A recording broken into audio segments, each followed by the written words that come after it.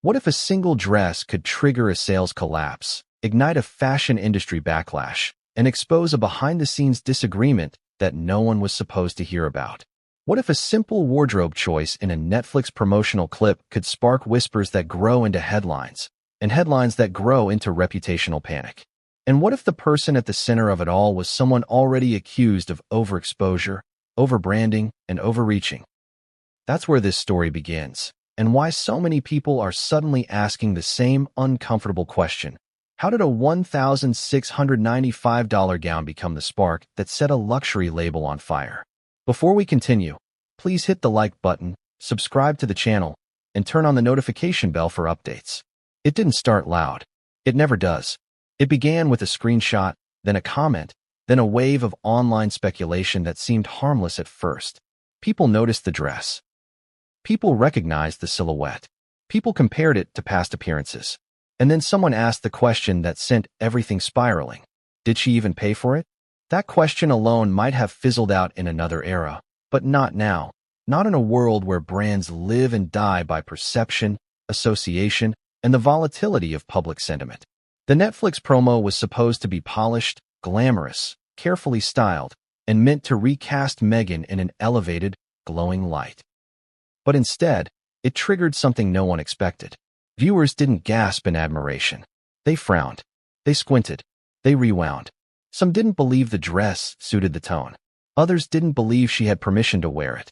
And then came the theory that pushed the discussion into territory that fashion executives dread. Was the dress borrowed, unreturned, or taken without authorization? People online didn't just ask questions. They dug. They compared timelines. They referenced past events. They pulled up statements from stylists who claimed no involvement. They analyzed tags, press releases, retail availability, and photos from launch campaigns. You'd think that level of scrutiny would surround a political scandal or courtroom testimony. But no, it was about a dress. A dress that suddenly meant something more than fabric and stitching. Now here's where the story sharpens. Galvan London wasn't just any brand. It was a label associated with elegance, subtlety, and understated luxury. A label that had once benefited from royal-adjacent attention. A label that counted on loyalty among high-end clients who didn't want spectacle, controversy, or divisive headlines. So imagine their reaction when that very association shifted from aspirational to damaging overnight.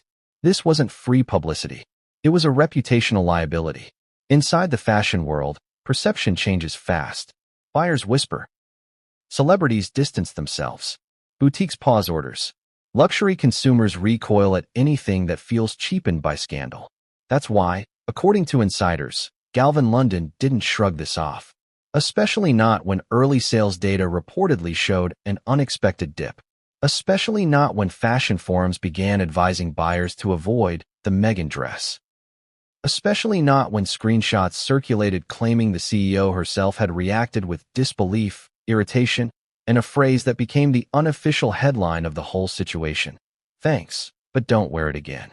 But why would a CEO care that much about one person wearing a dress?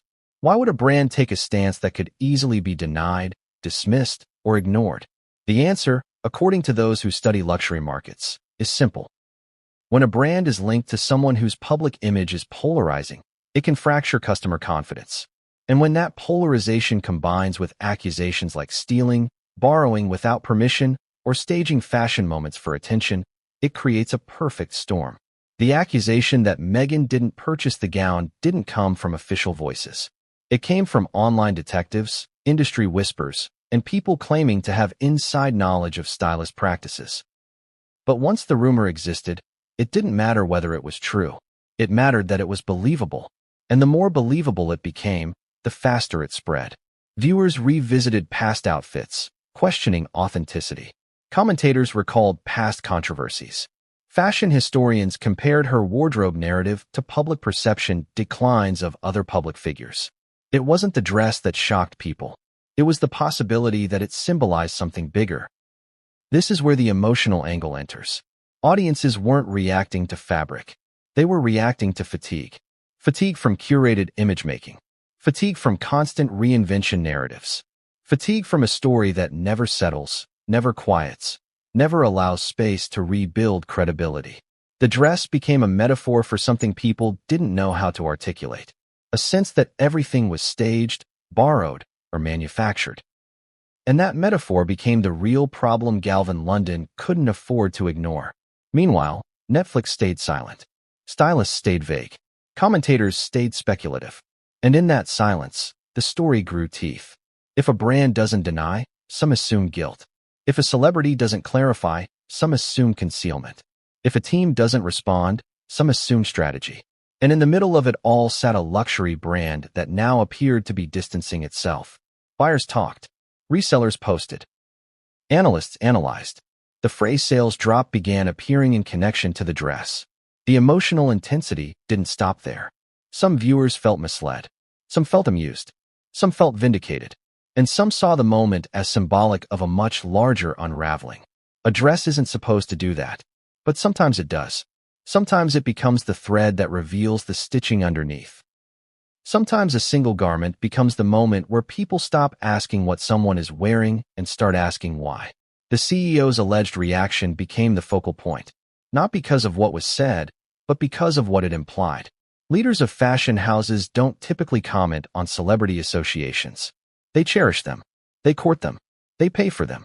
So the idea that a CEO was furious wasn't just gossip. It was a signal that something had shifted. Fashion houses weren't chasing the association anymore. They were rejecting it. Why now? Why this moment? Why this dress? Those are the questions that drive the narrative. Because this wasn't Meghan's first controversial wardrobe moment. It wasn't the first time eyebrows were raised. It wasn't the first time people wondered about authenticity, sourcing, or intention. But it was the first time those questions seemed to have measurable commercial consequences for a major brand. That's what makes this story different. That's what gives it weight. That's why audiences lean in instead of scrolling past. They sense that this could be the turning point. The moment when influence stops selling. The moment when association stops elevating. The moment when a fashion house says enough without ever issuing a statement. And if a dress can trigger that shift, what comes next? What happens when other brands see the reaction? What happens when stylists reconsider placements? What happens when retailers predict buyer reactions before they happen? Does the distancing continue? Does the image recalibration fail? Does the narrative tighten or unravel? These are the questions that pull us deeper. These are the questions that keep viewers watching. These are the questions that make a $1,695 gown feel like a cultural turning point instead of a wardrobe choice. And these are the questions that lead to the moment where everything changes. The moment that insiders say left Meghan's team scrambling and the fashion world whispering. Because while the public only saw the promo, industry ears heard something else. Something sharp. Something unmistakable. Something that suggested Galvan London didn't just want separation. They wanted to make sure the separation was understood. And that brings us to the real beginning of the story.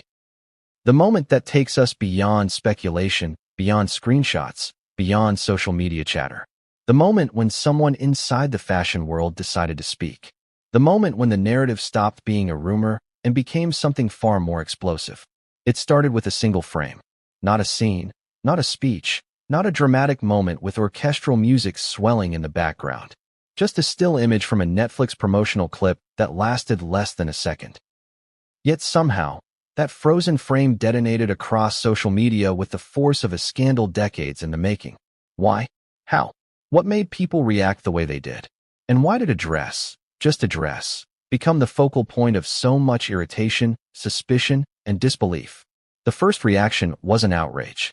It was confusion. Viewers tilted their heads, paused the clip, and asked themselves a simple question. Haven't we seen that dress before? Then came the comments. Then came the comparisons.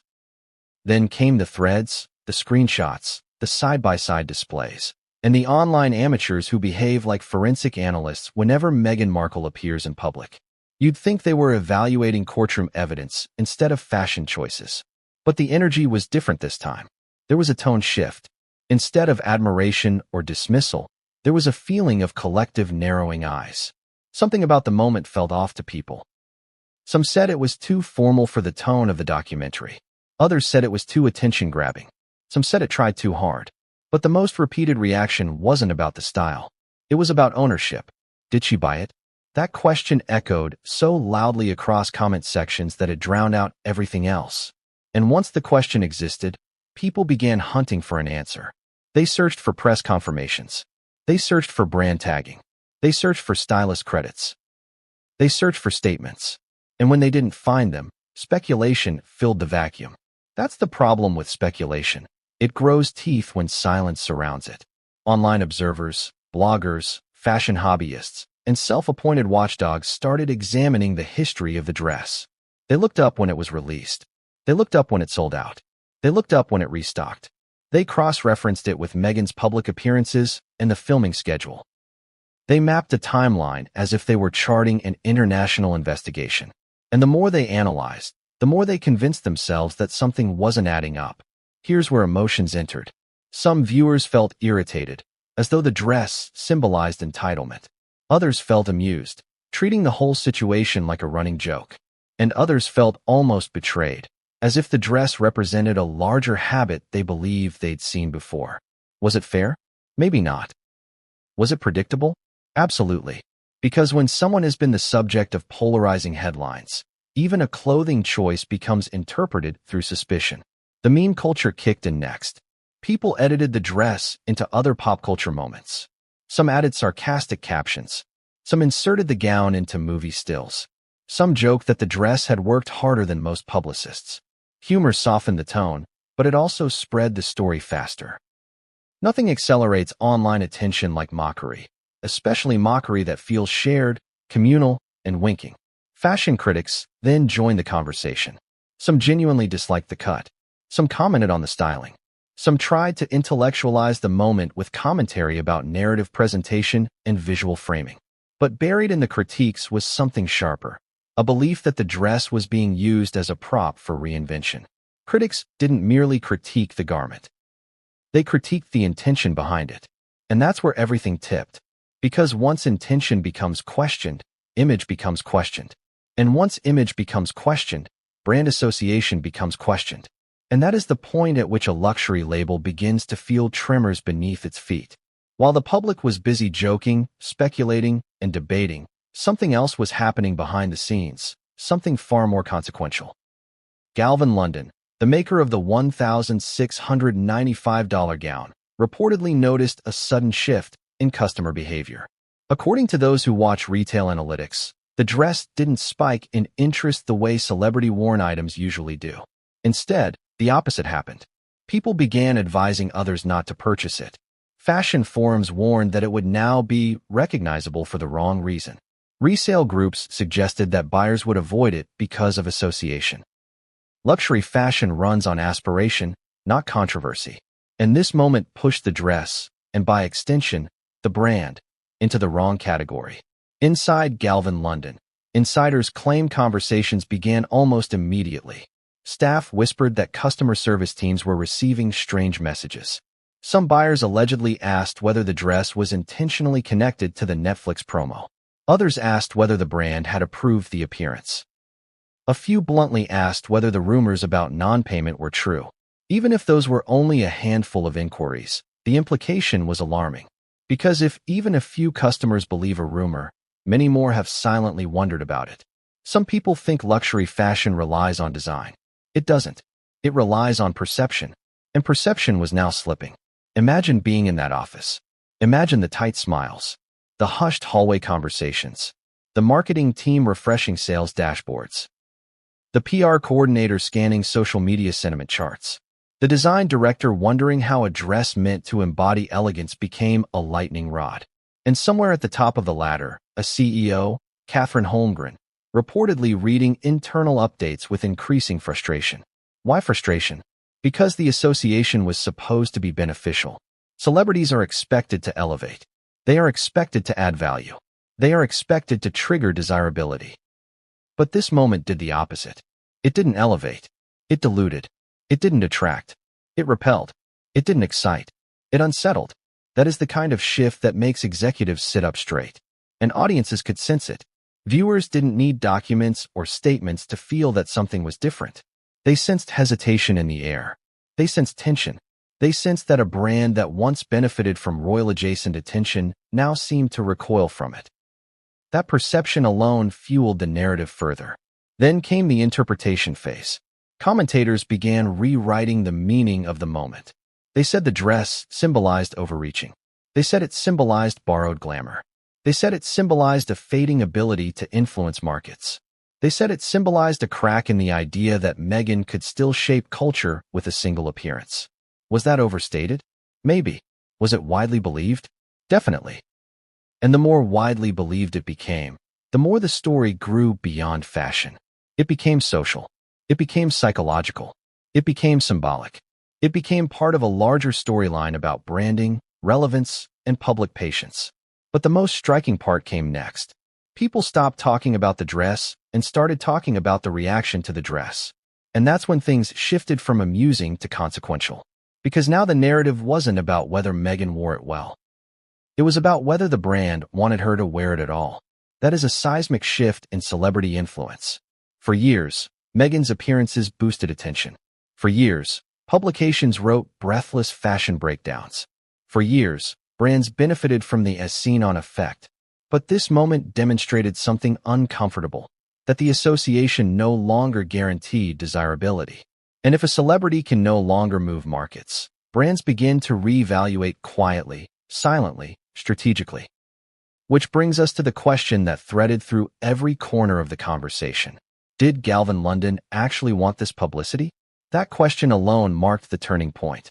Because when consumers believe a brand is unhappy with a celebrity wearing its product, they behave accordingly. They avoid. They step back. They refrain. Luxury buyers don't want to appear aligned with something unstable. They want safe prestige, not risky relevance. And here's where the undertone of the backlash darkened. Some viewers didn't just mock the dress. They suggested it was symbolic of taking without permission. They linked it to past criticisms, past narratives, past assumptions.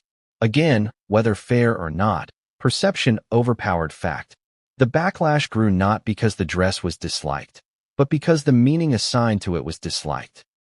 And as the conversation swelled, as comment chains lengthened, as opinion videos multiplied, something even more surprising began to circulate. Reports, unverified, whispered, quietly repeated, that Galvan London wished the dress had never appeared in the promo at all. Reports that executives felt blindsided. Reports that internal conversations used phrases like wrong audience, wrong moment, wrong message. Reports that the brand wanted distance. And in the center of those whispers emerged the line that became synonymous with the situation. Thanks, but don't wear it again. A sentence that sounded polite on the surface, yet cutting in implication. A sentence that suggested restraint without confrontation. A sentence that conveyed rejection without publicity. A sentence that represented the exact opposite of what fashion houses usually feel. Which brings us to the cliff. Because while the public reacted loudly, and while fashion observers reacted smugly, and while critics reacted dramatically, the real shock wasn't any of that. The real shock was what insiders claim happened next, not inside social media, but inside Galvan London itself. Because according to those closest to the situation, the alleged frustration wasn't even the beginning. It was merely the first crack. And the deeper story, the one that would drag stylists, Netflix executives, brand strategists, and industry analysts into the conversation, was still waiting to surface. The public didn't see it. The viewers scrolling their phones had no idea what was happening behind the polished exterior of a luxury fashion house that prided itself on calm elegance and silent confidence. But inside the walls of Galvan London, the atmosphere was anything but calm. The moment the screenshots started circulating, the moment the dress became a talking point, and the moment the accusations began gaining traction, something shifted in the air. It wasn't loud. It wasn't dramatic. It was worse. It was quiet. Quiet panic is the most dangerous kind. Luxury fashion brands do not respond the way mainstream labels do. They don't post clarifications. They don't rush statements to the press. They don't leap into comment sections to correct narratives. They monitor. They analyze. They calculate. They observe. Silence, for them, is strategy.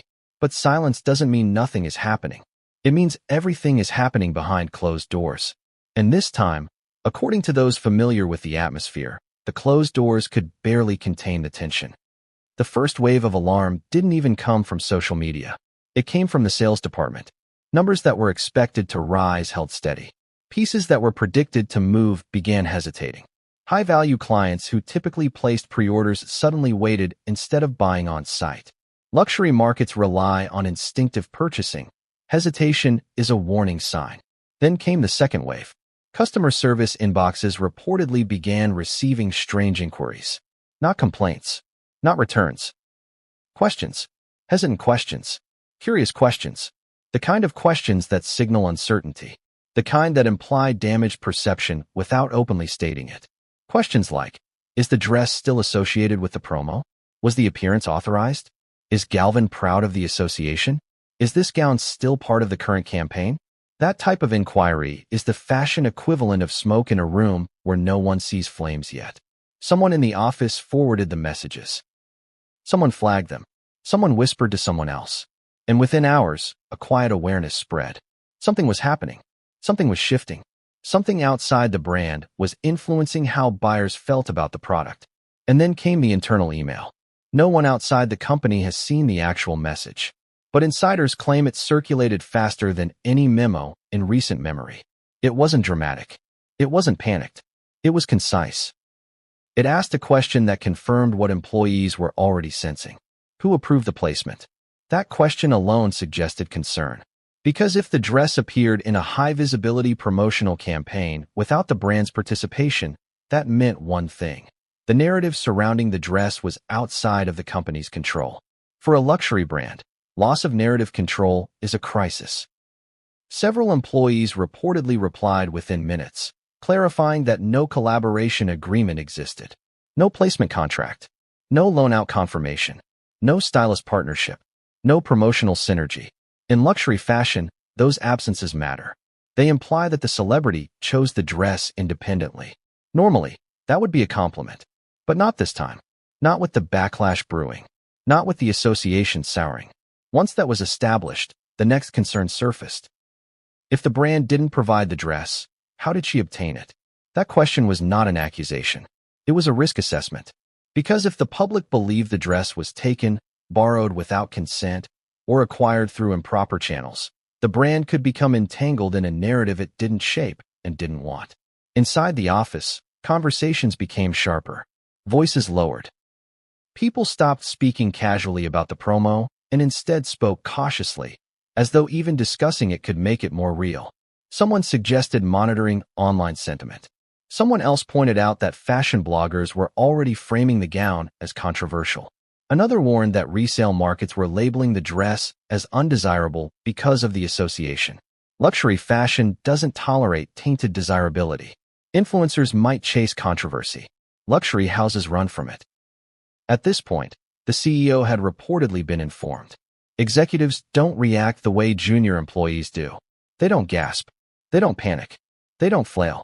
They assess the long-term implications, not the momentary noise. But according to those familiar with the tone of leadership, Catherine Holmgren was not pleased. Not because Meghan wore the dress. Not because the promo existed. But because the fallout was spreading faster than the brand could ignore. Imagine the moment the CEO reads a report showing that the dress did not spike in demand after the promo. Imagine reading that boutique partners were asking whether to keep the gown in front displays or move it to back racks. Imagine hearing that trusted high-spend clients were suddenly choosing different silhouettes instead. Those aren't random fluctuations. Those are signals. And luxury CEOs are trained to read signals. The panic didn't come from losing money. Luxury brands don't fear short-term dips. The panic came from something bigger. Loss of prestige. Prestige is oxygen in the luxury world. Once it thins, the brand suffocates. So a meeting was reportedly called. Not a dramatic boardroom confrontation. Not a crisis summit. A discreet gathering of key voices, marketing, sales, PR, brand image, design. The topic was simple. How to contain association without amplifying it. That is a delicate balance. If the brand denied involvement publicly, it would fuel the rumor that something improper happened. If the brand acknowledged the appearance as organic, it would imply approval that didn't exist. If the brand said nothing, the story could grow uncontrolled. So they did what luxury houses do in moments like this. They focused on distancing quietly. Some claim the first move discussed was internal, advising stylists and retail partners not to highlight the dress in relation to the promo. Some say the website layout shifted, placing other gowns more prominently. Some say boutique managers were instructed to steer high-end clients toward different silhouettes. None of these moves would be visible to the public, but insiders would notice. Stylists would notice. Industry watchers would notice. And they did. Fashion insiders began whispering that Galvan didn't want the association, whispering that the promo had damaged desirability, whispering that the CEO was irritated that the dress became a meme instead of a masterpiece. Whispers travel faster than announcements. Meanwhile, online speculation intensified. The allegation that Meghan had not purchased the dress gained momentum. People posted theories. People claimed unnamed sources. People insisted there was a pattern. And while none of it was proven, none of it needed to be. The belief itself caused damage. Perception outruns truth every time in fashion. Inside the brand, someone reportedly suggested releasing a soft, indirect clarification. Something like a gentle reminder about authorized partnerships. Something vague, polished, neutral. But someone else argued that acknowledging the situation would cement the association, not erase it. So silence won the vote. But silence is not inaction. As the story grew, as the promo circulated, as the backlash expanded, the internal mood darkened. What was supposed to be a minor moment became a branding liability, and the employees felt it. Designers felt it. Marketing felt it. Retail partners felt it. Then came the third wave. Industry media contacted the brand for comment. No major outlet. Not yet. But niche fashion journalists. Boutique editors. Industry newsletters. Wholesale analysts. They asked careful questions. Polite questions. Loaded questions. Is the brand planning to capitalize on the renewed visibility of the gown? Will Galvan be promoting the look in relation to the Netflix campaign? Is there an official statement coming regarding the appearance? Can you confirm whether the gown was sourced through standard channels? Those questions meant only one thing. The rumor had reached the professionals. In that moment, according to those familiar with the internal discussions, the CEO expressed visible irritation. Not dramatic anger. Not emotional reaction. Something colder. Something sharper. Something that conveyed a message without needing volume. A luxury CEO doesn't need to yell to be furious. The alleged tone said enough. This association was not welcome. This momentum was not beneficial. This narrative was not acceptable. And that is when the phrase circulated. The one that would attach itself to the scandal like a tag sewn into lining. Thanks, but don't wear it again. Employees reportedly repeated it. Stylists allegedly heard it. Industry contacts supposedly hinted at it. It summed up everything. Polite rejection. Quiet boundary. No future association. But the story didn't stay inside Galvan. Because someone took the atmosphere, the tension, the irritation, and carried it outward. Not loudly. Not publicly. Through whispers. Through subtle remarks. Through selective conversations with people who trade in industry gossip. And once that happened, the backlash was no longer online chatter. It was an industry signal. A signal that Meghan's influence might be reversing.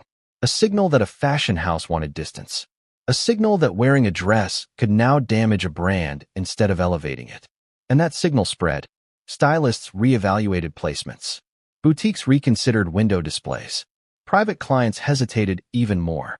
But here is the part no one outside the industry expected. The dress wasn't the only issue.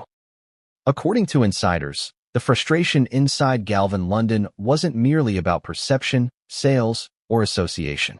There was another factor, another piece of information, another internal revelation, something that escalated the reaction, something that changed the tone, something that pointed to a deeper concern. And that brings us to the moment where everything inside the company shifted from irritation to something far more serious. There is a moment in every unfolding controversy where irritation turns into something sharper, something colder, something decisive.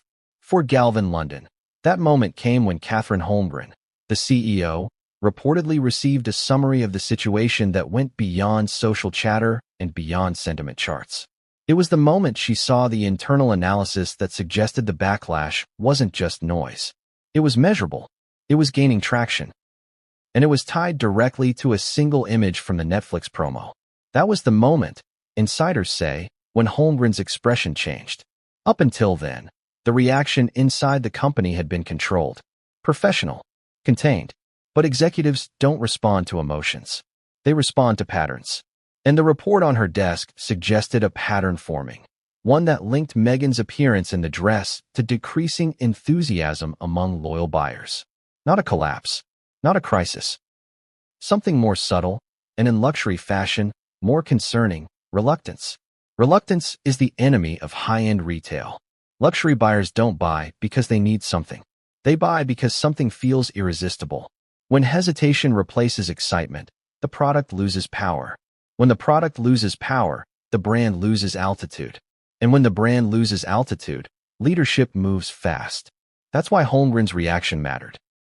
People who were in the room, or near the room, or close enough to sense the energy shift, say the atmosphere tightened. She didn't raise her voice. She didn't slam a hand on the table. She didn't dramatize her displeasure. Luxury CEOs don't telegraph emotion that way. Instead, she asked a question that froze the room. Is this association harming the brand? Not a rhetorical question. Not an abstract question. A real one. And the answer, according to sentiment analysis, was unsettling. The association didn't elevate. The association didn't excite. The association didn't spark aspirational desire. It sparked division. Some buyers felt embarrassed. Some felt annoyed. Some felt fatigued by the narrative surrounding Meghan's public image. Others felt that the dress itself now carried an implication they didn't want attached to their personal style. Luxury buyers don't purchase clothing. They purchase identity signals. If the signal becomes complicated, the purchase dies. Holmgren understood that instantly. Here is something most people outside the industry don't realize. Fashion CEOs don't fear bad press. They fear loss of mystique. A brand can survive criticism. It cannot survive loss of allure. An allure is fragile. All it takes is one wrong association to contaminate it. Someone in the meeting reportedly attempted to downplay the situation, suggesting the storm would pass. Someone else suggested that internet cycles burn out quickly. But Holmgren wasn't reacting to the noise. She was reacting to the trajectory. She was reacting to the feeling in the market. She was reacting to the shift in tone from the very people who keep luxury brands alive, the quiet elite. The quiet elite don't rant online. They don't debate in comment sections. They don't post memes. They simply stopped buying. And the internal numbers indicated that some had. That was when Holmgren reportedly asked a second question, one that struck deeper. Why wasn't the appearance cleared? This wasn't anger. This was leadership tracing liability.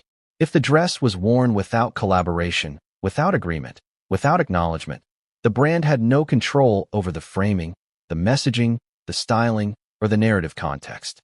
That meant Galvan London was now attached to a promotional moment it didn't script and wouldn't benefit from.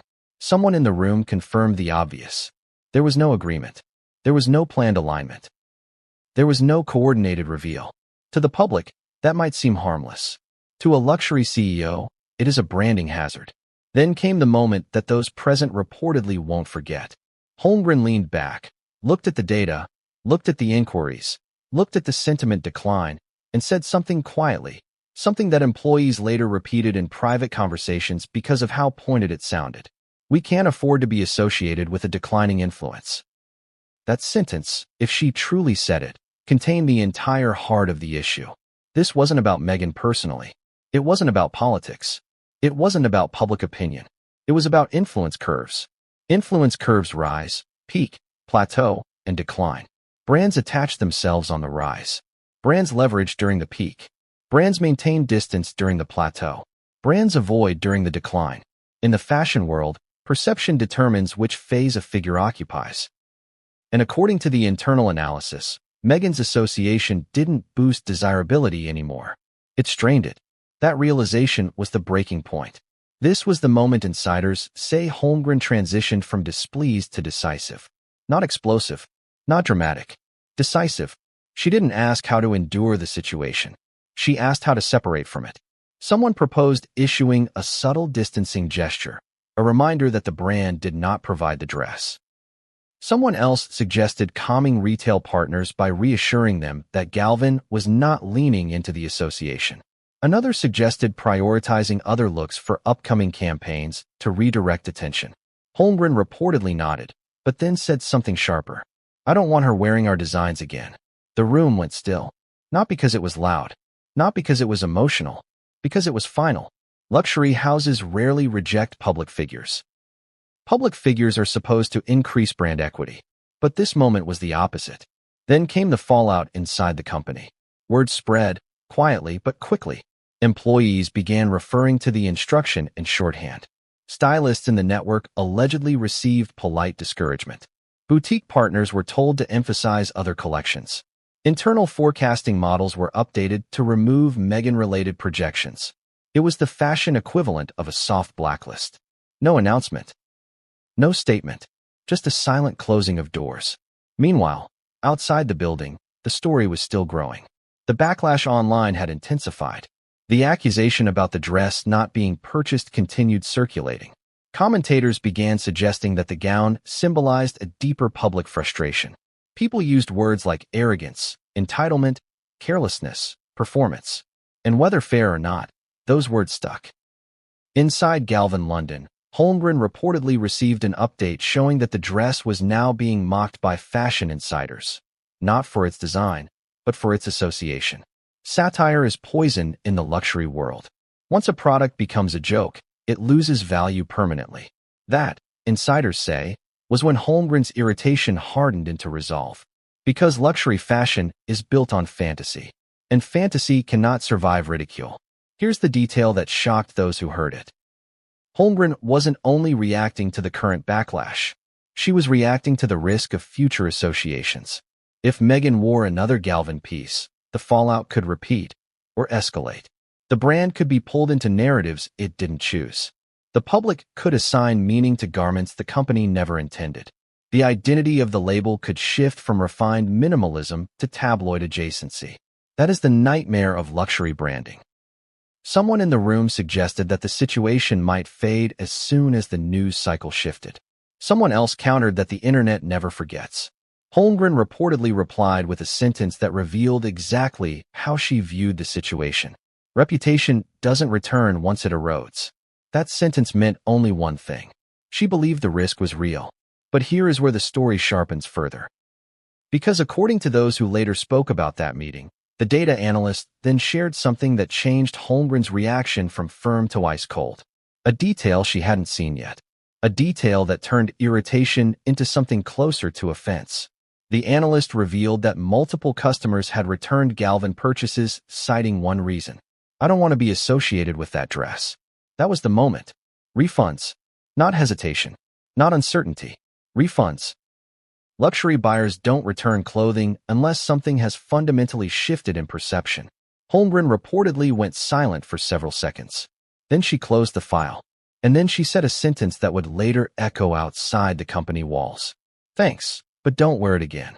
It wasn't a statement to Meghan. It wasn't a press release. It wasn't a public position. It was a directive, internal, sharp, strategic. The brand would politely step away. Stylists would be steered elsewhere. Associations would quietly dissolve. But the story doesn't end there. Because while Galvan was distancing, Meghan's team was reportedly doing the opposite. They were preparing a response, a counter-narrative, a reframing. Not publicly, not yet, but strategically. Because according to those familiar with the communications world, Meghan's camp had learned about Holmgren's irritation. Someone leaked the sentiment. Someone whispered the phrase. Someone carried the story across the industry. And once Meghan's team heard it, they weren't willing to ignore it. They were preparing to push back, to reclaim the narrative, to reframe the meaning of the dress. But what came next wouldn't just involve stylists and PR advisors. It would pull Netflix into the equation. It would drag the promo into the spotlight. It would revive accusations that had been dormant. It would escalate the situation into something far larger than fashion.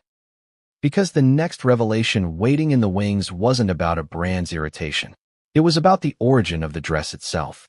And that revelation would change the entire direction of the scandal. The moment Meghan's team caught wind of Galvan London's internal displeasure, a different kind of energy began circulating, defensive, strategic, anticipatory. But before they could craft a counter-narrative, something happened that widened the conversation far beyond one Netflix promo gown.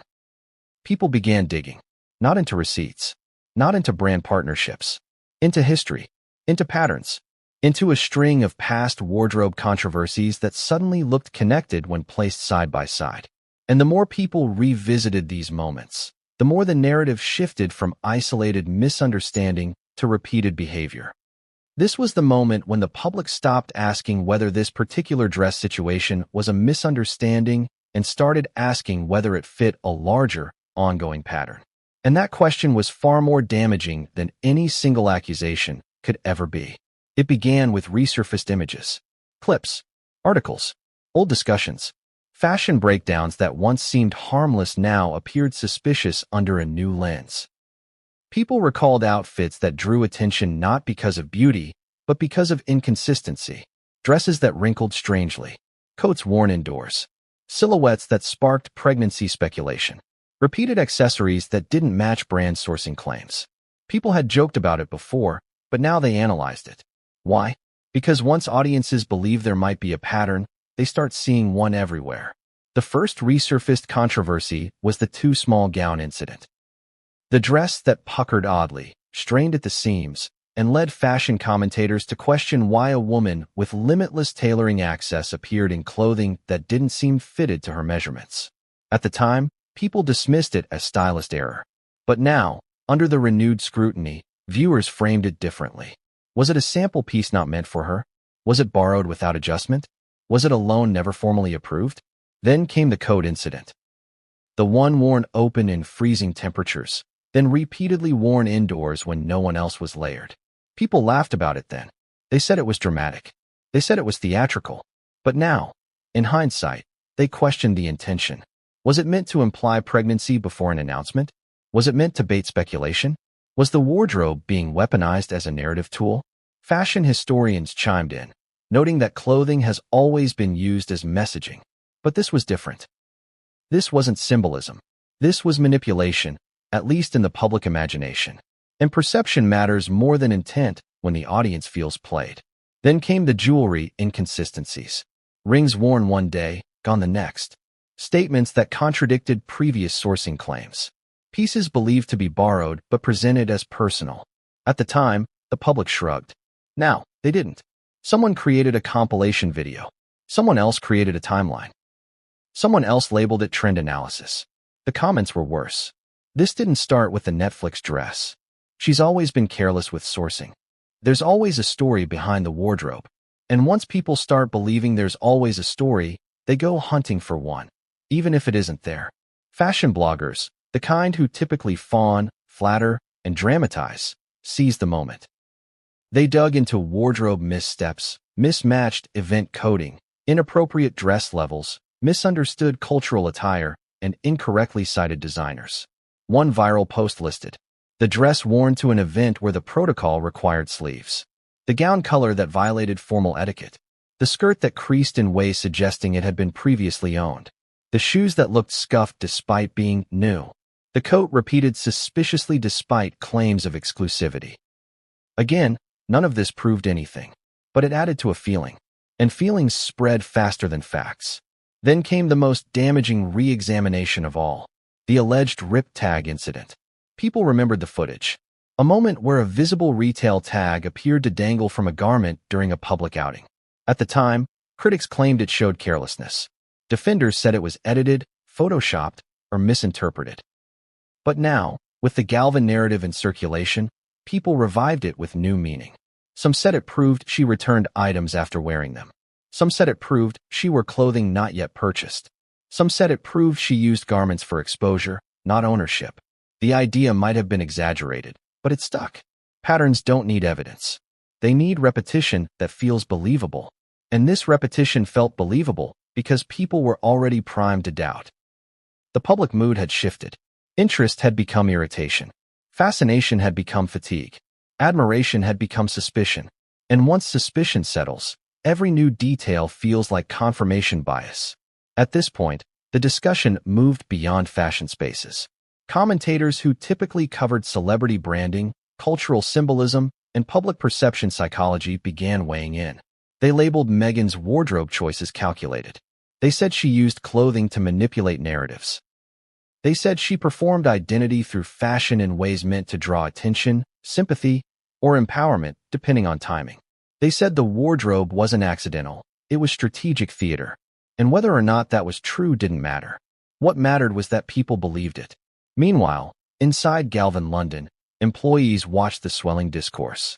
Every new online analysis deepened the association between Meghan and wardrobe controversy, which now indirectly reinforced the brand's fear. The company didn't want to become the next chapter in a growing narrative about questionable sourcing, attention-chasing symbolism, and dress-driven drama. The CEO reportedly received updates tracking the rising trend of phrases like, "She always does this. There's always drama with her clothes." This is another example. Here we go again. Those phrases are lethal in luxury branding. Luxury customers want ease.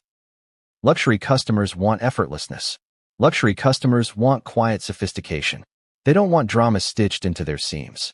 That's why Holmgren's reaction hardened. Because now the concern wasn't just backlash. It was the possibility that Galvan London would become part of a montage, a visual timeline of wardrobe controversies that would circulate again and again. If a brand becomes a meme, it dies a humiliating death. But the public wasn't done digging. They then resurfaced the wedding tiara dispute, not clothing, but accessories, and folded it into the narrative.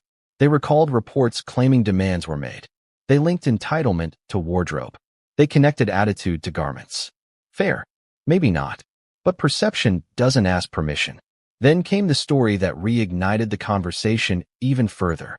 The alleged borrowed couture that was never properly credited. Fashion journalists, the ones who care deeply about attribution, reposted old critiques. They suggested that designers had been sidelined, ignored, or overshadowed by Meghan's team. They resurrected grievances that had been dormant. They added them to the growing sense that the Netflix dress wasn't a one-off. It was one more example in a long line of wardrobe mishandling. And that was when someone online asked the question that escalated everything.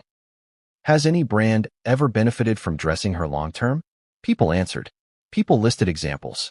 People compared before and after effects. People pointed out declining demand curves. And the conclusion many reached, fair or not, was brutal. Brands gained exposure, but not sales.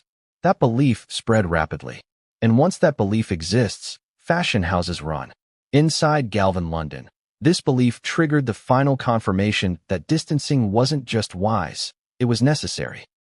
If Meghan's wardrobe history now carried a public narrative of controversy, the brand could not afford to be the next chapter. But there was still one more layer to the pattern the public uncovered. Something that drew even more attention because it involved a visual inconsistency that people obsessed over for years. The pregnancy silhouette debate. People compiled footage of clothing that seemed to fold, bend, or shift strangely around the stomach. Footage where a bump appeared larger one day, smaller the next. Footage where fabric collapsed or bowed. At the time, these discussions were ridiculed. But now, with the Galvan dress under fire, they resurfaced with renewed scrutiny. And once again, perception eclipsed reality. Suddenly, commenters said, "She manipulates clothing for narrative effect. She uses fashion to mislead. She stages visual symbolism." True or not, those statements gained traction. This was the point where the Netflix dress was no longer just a dress. It was evidence, in the court of public opinion, of a behavioral pattern. And that belief spilled into articles, podcasts, reaction videos, and fashion critique channels. People said the quiet part out loud. This didn't happen suddenly. This has been happening for years. And once that sentence becomes the dominant narrative, the backlash takes on a life of its own. But here's the twist. While the public believed they were uncovering the story, they were missing the real one.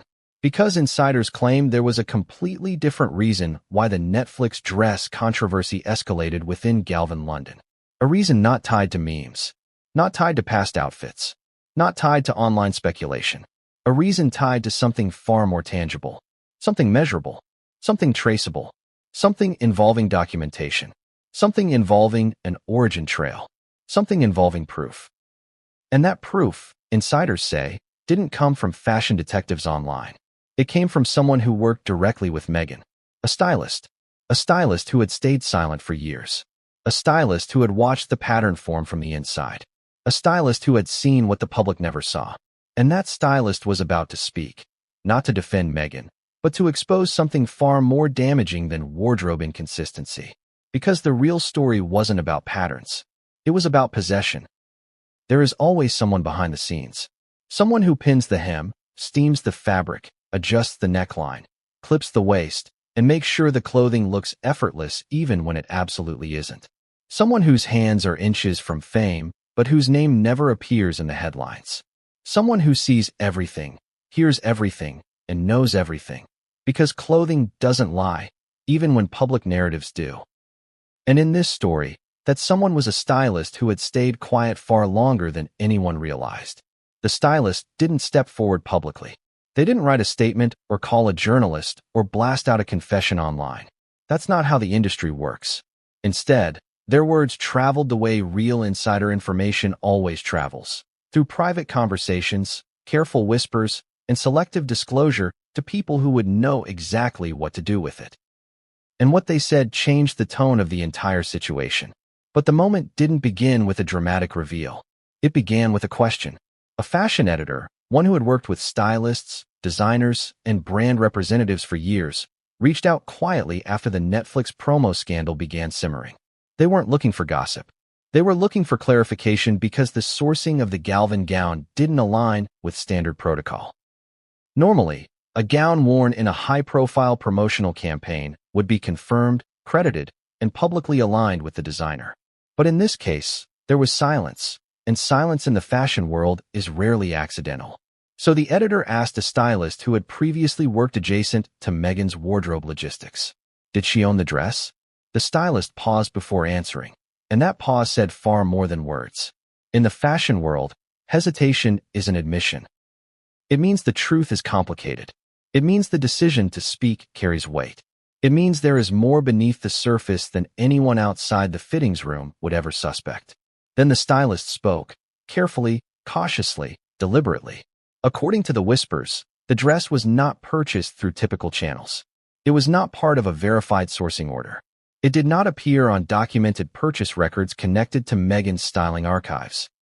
It did not match the listed acquisition timeline. In plain terms, the stylist suggested that the dress had not been obtained in a way that aligned with professional wardrobe standards for filmed promotional content. Those words rippled through the industry. Because if a gown appears in a major promotional campaign without verified sourcing, it implies one of three possibilities. It was borrowed informally. It was retained without approval. Or it was acquired through a channel that could not be openly acknowledged. None of those options are acceptable in the luxury fashion world. This wasn't about legality. It wasn't about scandal. It was about breach of etiquette, the most unforgivable violation in high fashion. But the stylist didn't stop there. They went further. They hinted that this wasn't the first time sourcing had been unclear. They referenced past occasions when garments appeared without stylist signatures, when labels weren't logged, when pieces didn't match designer release schedules, and when wardrobes seemed assembled without the usual paper trail. They didn't accuse. They didn't condemn. They simply pointed out inconsistencies, and inconsistencies are kryptonite in the world of luxury branding. Then came the detail that drew everyone's attention. The stylist claimed that one brand, not Galvan, but another luxury house, had once requested the return of a garment that was never sent back. That sentence traveled faster than any headline.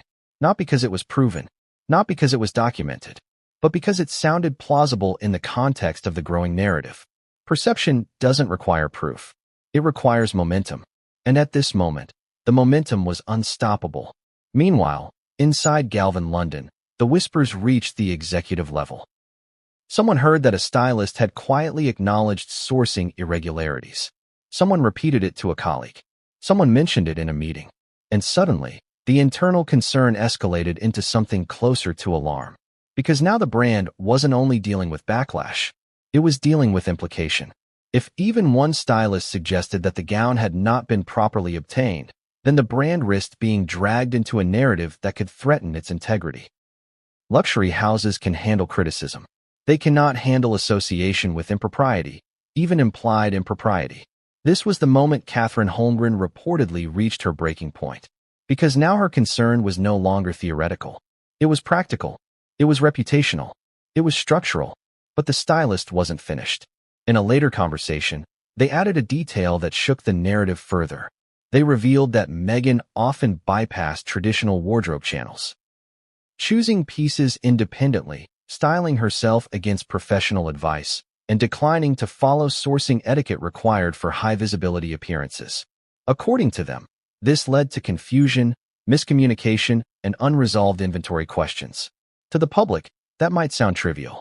To the fashion world, it is catastrophic. Because wardrobe management is not random. It is documented. It is accountable. It is traceable.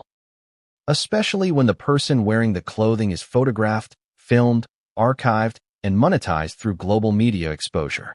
The stylist's revelation reframed the entire Galvan situation. It meant the Netflix dress wasn't a one-time misstep. It was part of a behavioral pattern. A pattern that brands could no longer ignore. A pattern that made the CEO's frustration seem not emotional, but logical. Then came the whisper that elevated the situation from concerning to explosive. The stylist claimed that Netflix had assumed the dress was cleared. That sentence detonated everything. Because if Netflix believed the wardrobe was sourced properly, and if Galvan believed they had not provided it, then someone was caught in the middle, and it wasn't a brand, and it wasn't a streaming giant. It was Meghan. The implication, whispered quietly but spreading quickly, was that the dress might have been presented as cleared when it wasn't. That meant Netflix might have unintentionally featured a gown without rights. That meant Galvan might have been misrepresented.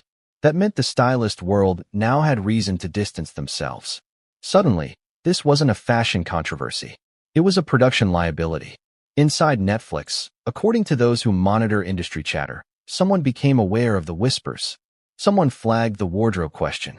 Someone notified an internal department responsible for legal approvals. And that department reportedly asked for confirmation of sourcing. Confirmation that did not appear. This is the moment when the narrative shifted from speculation to institutional concern. Because in the entertainment world, using wardrobe without clearance isn't petty, it's risky. Not illegal, not criminal, just risky enough to require documentation.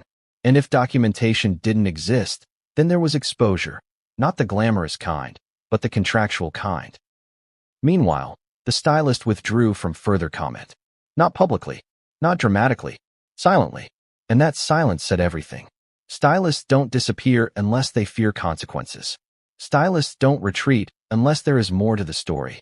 Stylists don't choke off information unless someone warns them to. At this point, the industry divided into two camps. The first camp said, this was incompetence. This was carelessness. This was lack of professionalism. The second camp said, this was intentional. This was manipulative. This was strategic self-styling to avoid accountability. Neither camp had proof, but both camps amplified the narrative. And Galvan London watched all of it unfold. This was when insiders say Catherine Holmgren made her final decision to sever association. Not because of rumor, not because of backlash, but because of risk. If Netflix had unknowingly showcased an uncleared dress, then Galvan could be perceived as complicit, even though they had nothing to do with it. Perception again. The unstoppable force. But here's the twist no one outside the inner circle expected. The stylist didn't only reveal sourcing concerns. They revealed something else. Something more sensitive. Something more damaging. They revealed that a third party had paid for wardrobe pieces in the past. Not a brand. Not Meghan. Not Netflix. A third party. And that revelation opened a door no one wanted opened. Because if a third party paid for wardrobe, then the Netflix dress question wasn't just about sourcing. It was about funding. It was about sponsorship. It was about influence optics. And the moment that idea surfaced, the scandal evolved into something far bigger than a gown. It evolved into a question of who benefits. The revelation that a third party may have funded wardrobe pieces should have been the peak of the story. But it wasn't. It was only the trigger that forced attention toward a far bigger question, a question that no one had dared ask until now. If the stylist was right, if sourcing wasn't handled through the usual channels, if clearance wasn't properly documented,